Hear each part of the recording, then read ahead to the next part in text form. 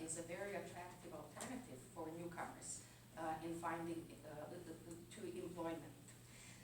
We also know from research that a better organized support for newcomers to start, create business plans, expand professional networks, and find startup opportunities are more needed for newcomers than the rest of the population.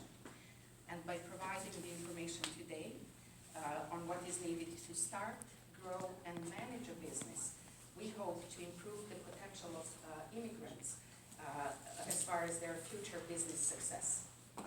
So thank you all for your interest and for your enthusiasm in learning about these issues.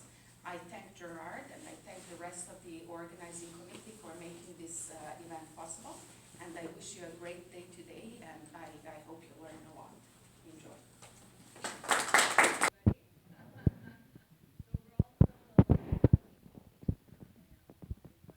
Started with Mohammed. So Mohammed Farsi, when I first heard the story, I shared it with everyone that I know. He purchased a bankrupt restaurant in 2006, and now it's famously known as Paramount Foods, which is North America's largest growing Middle Eastern halal restaurant. So he's here today, and he employs over 1,500 people. He has across Canada 30 different locations for Paramount Foods, so he's more than qualified to talk to us about businesses starting from Canada as immigrants. One other thing that he is also doing, an initiative that he's doing, is helping to employ Syrian refugees in Canada. So he's very involved in the community, and I'm pleased to welcome Mohammed to the stage to talk to us and give us an keynote speech. Thank you, Rachel. Good morning, everyone. Good morning, everyone. Good morning.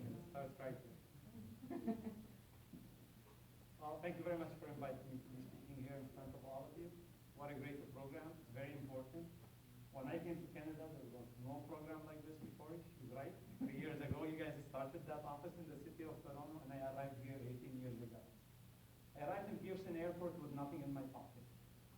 I arrived here to understand if this could be another great opportunity, something I can learn, something I can make my life better. And we always, without thinking about it, we work for the next generation. We really want a better life, but we want to make sure you hear always those ideas, and I think we need to work for us as well, not always the next generation. It's nice to enjoy your life. It's nice to do what you like to do. It's nice to be the person that you always wanted to be. And in Canada, everything is possible. Trust me, I'm telling you, I came here with nothing, literally nothing.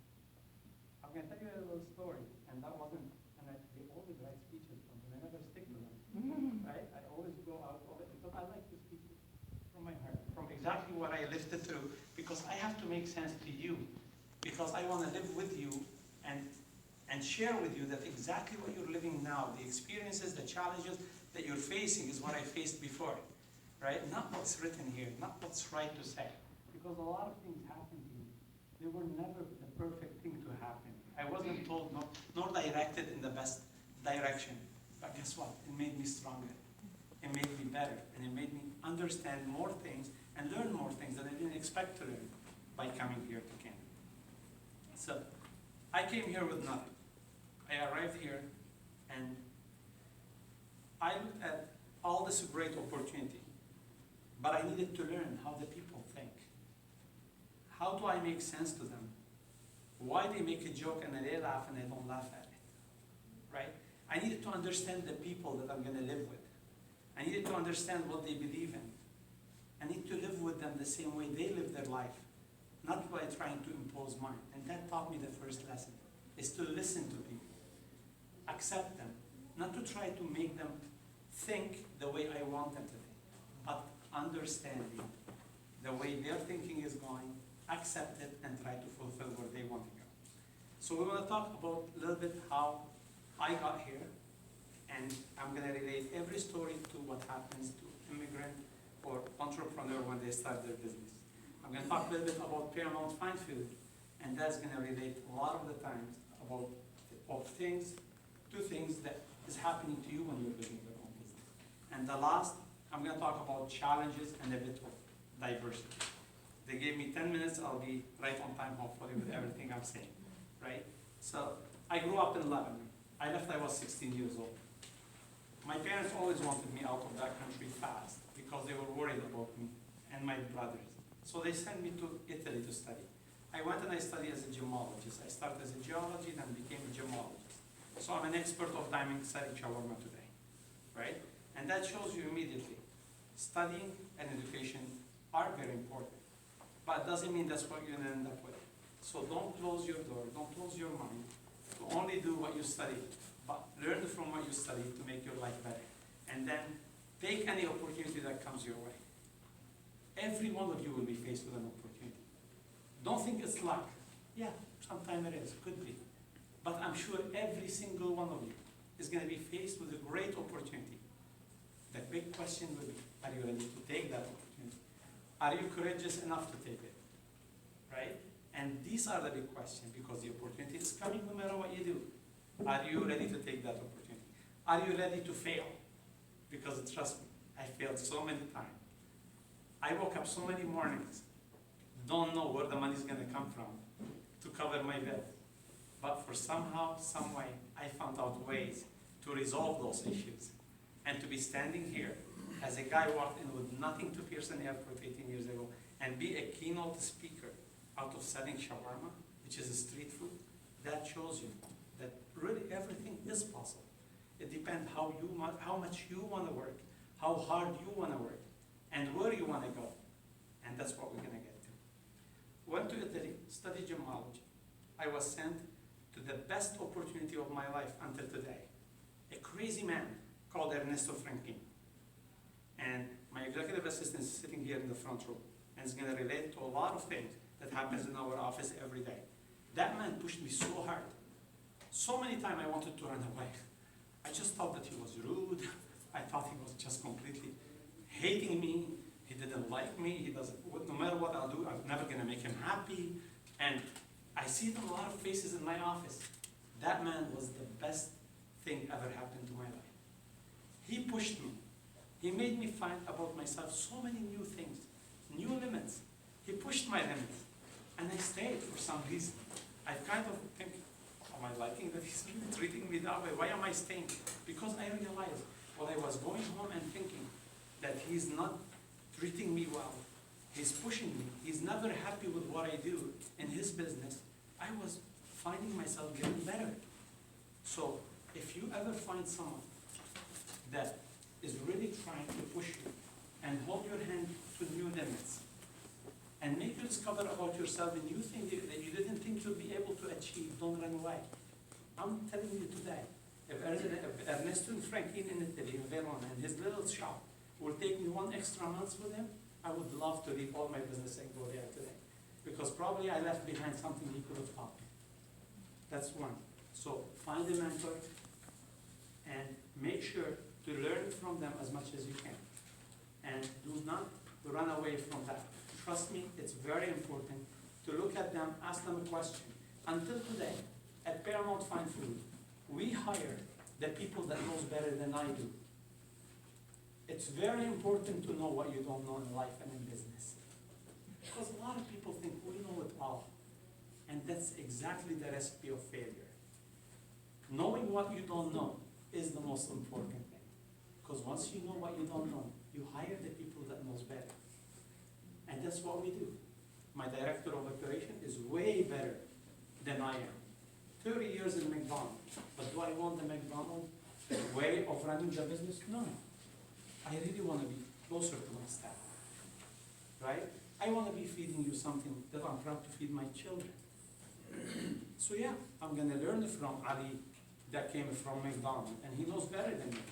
And when I tell him we have 100 stores coming next year, he probably goes home and says, that crazy kid, 100 stores, I was running 1,500, what is this? That's too small. Great, that's what I wanted.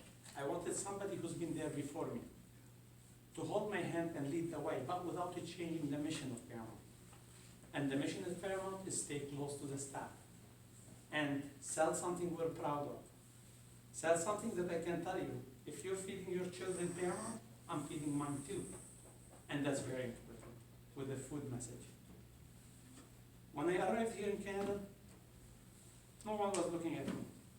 I went crazy with this sentence, you don't have Canadian experience. So, all right, so I looked. There was no Google. There was yellow page and white page at the time. So I looked if there was somebody who teaches Canadian experience. I was ready to pay for a course. There was no course to teach Canadian experience. Because at the bottom line, they wanted a job experience. Okay, so do I go outside Canada to get a job experience? But that would not be called Canadian experience. So was it like chicken and the egg story?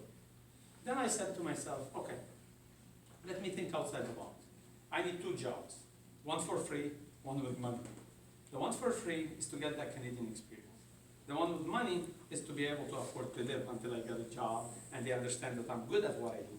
So I went walking around the Eaton Center. I found the best jewelry store. I walked in, I said, would you hire me for free? Right? The first thing the guy do, he hides his Jewish Israeli book and Torah under the, and I said, why are you hiding it? Is that because I said I'm Mohammed? Please put it back. And he looked at me. Okay, he liked it. I said, are you from Israel? He said, yes. I said, I'm from Lebanon. How are you? And I gave him a hug. I said, I'm fired. Because you shouldn't give a hug to somebody who's interviewing you right away. Right? He liked it. Right? I don't know why he liked it, but he liked it. All right? So I made that personal touch. I sent him the message that it doesn't matter where you're from. It doesn't matter which background you're from. I'm here. I need your help. Are you going to give me help? And he did. He hired me for free. But he asked me, he said, it's either you're a thief or crazy. I said, I'm crazy. I'm not thief for sure. And you can call references. I gave him references. He called them and he hired me for free. So here we go. That was my short-term plan. Always have in life short-term plan and long-term plan.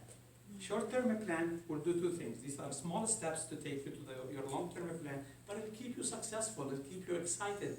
And every time you achieve those short-term plan, you feel like you're getting there.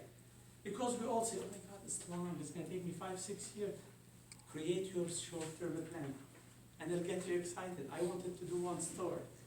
And then I looked at this place and I said, it's ugly.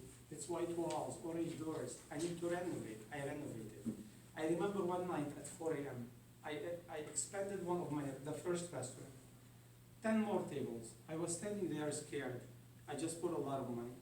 Let me be honest with you. I put every penny in my pocket. I had no money that day. And there was, contractor hasn't been paid yet. And there was a baker coming from Syria. I wasn't a refugee. He's a Syrian baker standing beside me. I said, you think I'm going to be able to fill out those tables? He gave me a hug and he said, you know what, boss? The morning is going to come. You're going to have a lineup in the store. I said, why? He said, look at you. You work 18 hours. You smile all day long. Right? We're here with you even at 3 a.m. in the morning because we love you. You're going to fill out that location. At 12 p.m. in a hidden location, behind the police station, no location at all. You can't find uglier than my first location where I started. You can't. Not commercially reasonable. Like people have to look for you. I had to look for that location when I found it myself. Like I had to really search and go around and lost it 3 times until I found that location when I walked in the first day, right? And at 12 o'clock at noon, we had a lineup of 45 minutes from day one.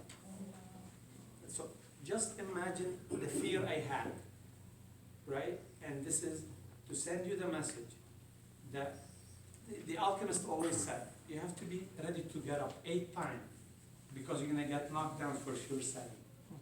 So you're going to fail 7 times to make it to the 8. So if you're not ready to fail, you're so scared to fail, you're never going to try.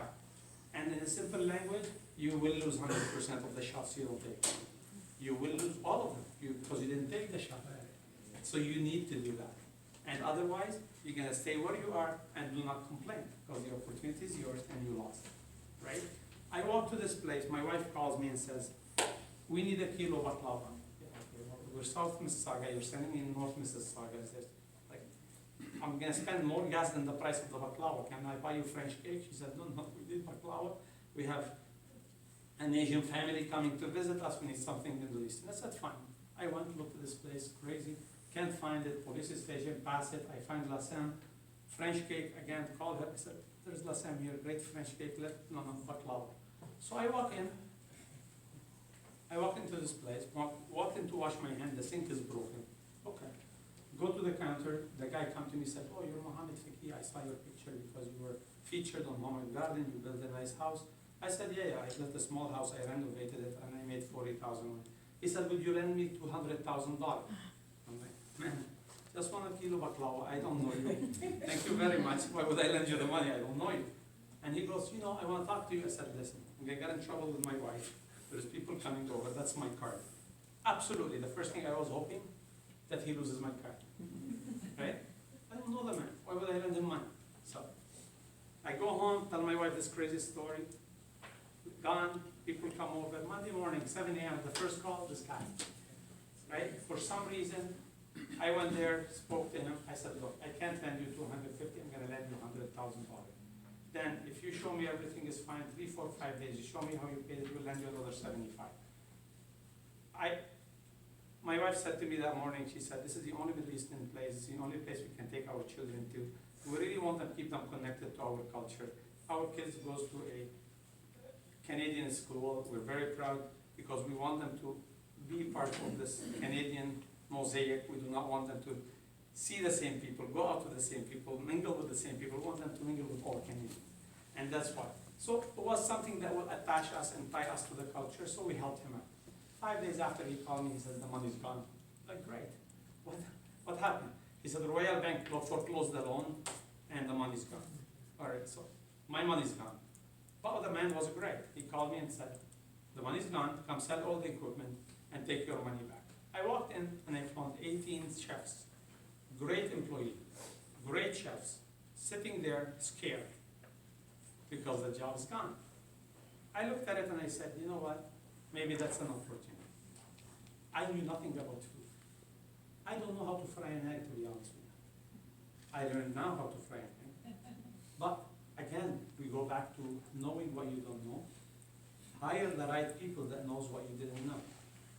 And then with the entire team working closely together, treating them like partners, now they're working for you and with you, beside you, to take it to the next level.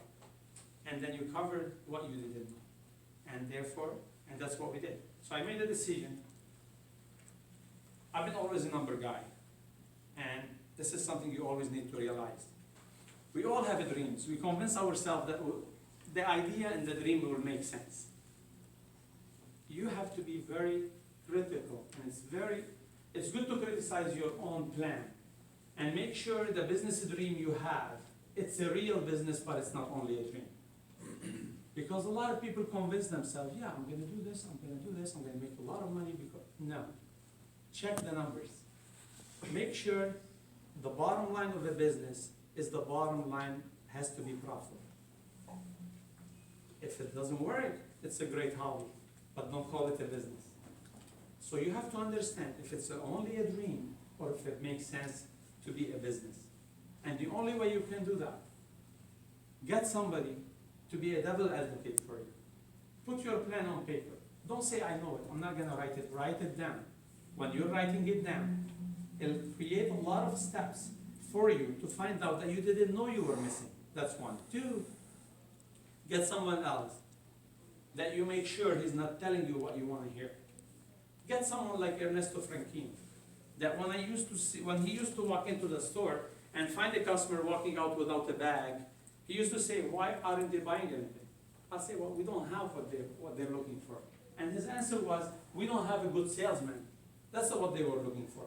Someone that pushed me to make sure, after 5 customers that he said that, I made sure if the customer didn't find what they're looking for, that I took a date with them, bring them back, buy them what they're looking for, and make them happy, right? So someone that will tell you that your plan isn't working, and the business plan that you thought was a business is only a hobby. So from here you need to make sure, and one message from all what I'm saying is, your numbers has to make sense. And my numbers at Paramount didn't make sense. So the guy was selling 2 kilos meat and was calling it kilo in his menu. But it did weigh 2 kilos. So if you want to sell 2 kilos, why don't you advertise it as 2 kilos? Right? And he had no calculation for food costs. He had no calculation for labor costs. And that shows you how important your numbers will play a role. And a lot of people, I met a lot of entrepreneurs and singers and designers, and I say, but that's not what I designed. That's not what I love designing. Great. What you love designing is not gonna make you money. So keep it as your hobby, but don't call it a business. And don't go crazy investing in it. Number has to make sense. Don't kid yourself. If number don't make sense, you're not gonna go anywhere. One very important point I realized while I was building my business. I didn't have enough money to bring enough team, enough consultant, enough employee, as many as I need to start a losing from bankrupted business all the way to take it to systematic business, number making sense, full system, customer service proper, everything. So I had to rely on people that they thought and believed and was the truth that this is their own business. And that comes the point where I'm going to emphasize and tell you, my staff are way more important than me. And that's the truth. It's not a slogan, it's not your team is the most important asset you have. It's more than your money.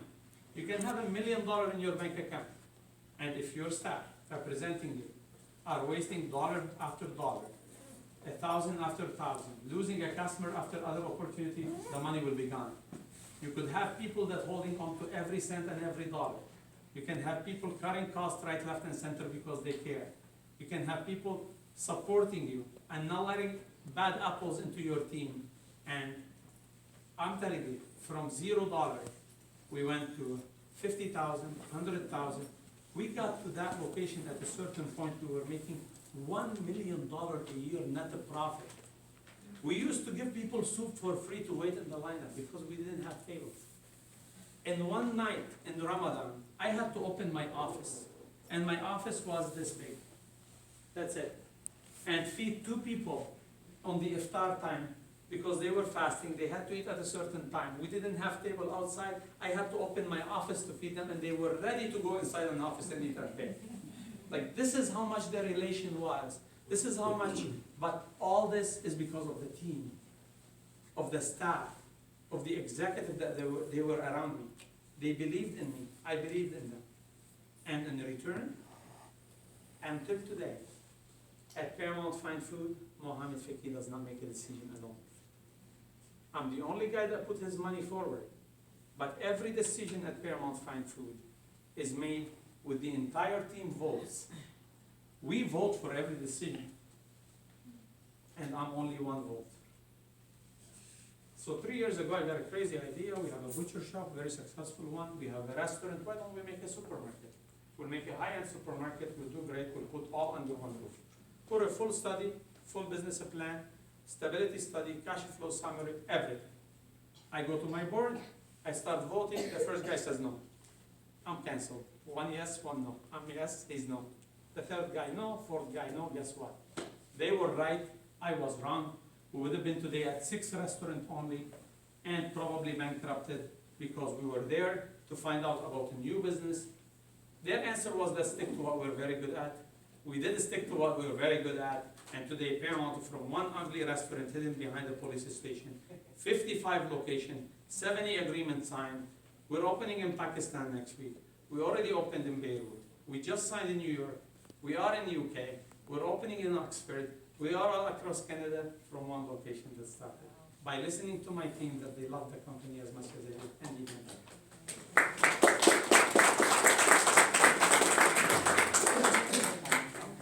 One last thing, and it's very important to us. We all hear, and we are always invited at events, and politicians always talk about diversity is our strength. Yes, absolutely it is. But funny enough, you go to these offices, and city offices, and councillors, and parliaments, they don't look like the streets. The people there look different than the people walking in the streets, right?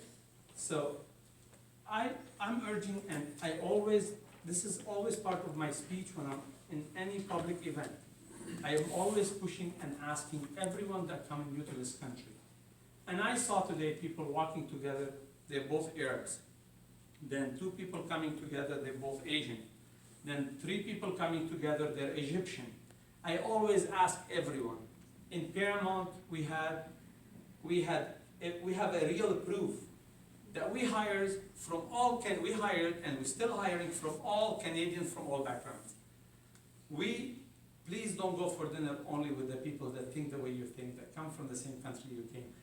Because working together brings different experiences together.